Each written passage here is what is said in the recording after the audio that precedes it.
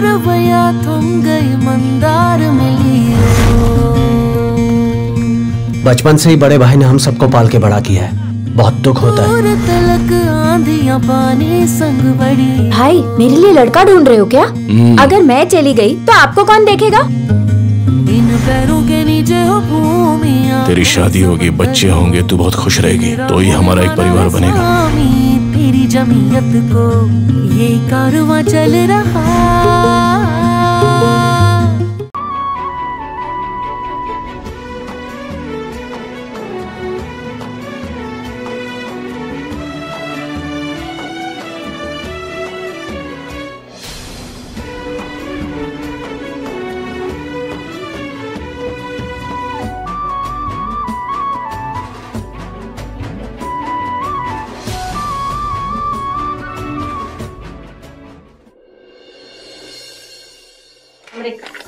बाटली घे पाण्याची।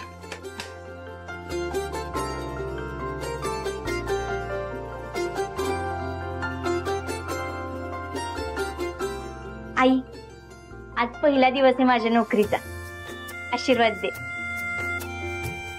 यशस्वी भाऊ।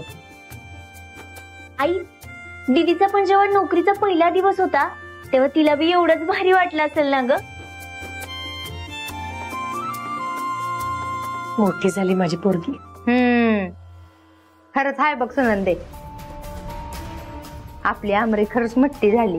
आता कम्युनिटी होणार, घराचा समदा भार ती तुझ्या खांद्यावर घेणार। पर कसं आहे ना, तुझ्या हातात आता पैसा येतोय ती चांगलंच आहे बर का।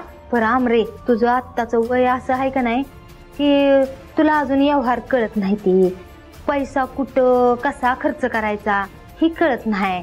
सुनंदीला बी कळत नाही, दादानी तिला कव्वाच व्यवहार करून दिला नाही म्हणून तर मी इथं आहे, नाहीतर मी इथं कशाला असते। एकदम बरोबर बोललीस बघ आत्ती। आई जर भोळी नसती आणि व्यवहारात पक्की असती ना तर तुला सहन करायची वेळच आली नसती ग तिच्यावर।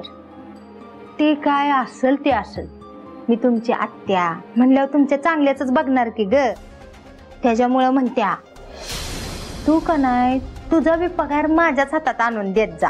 अगं नाही म्हणजे कसं, आडीनडीला आपल्या हातात पैसा असावा असं जर तुला वाटत असेल तर।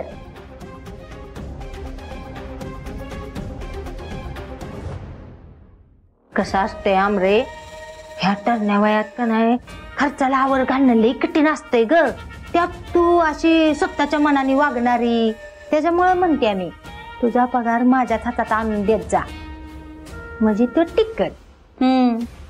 बरोबर बोललीस आत्ते, मी माझा सगळा पगार तुझ्या हातात ठेवीन। काय सांगतेस?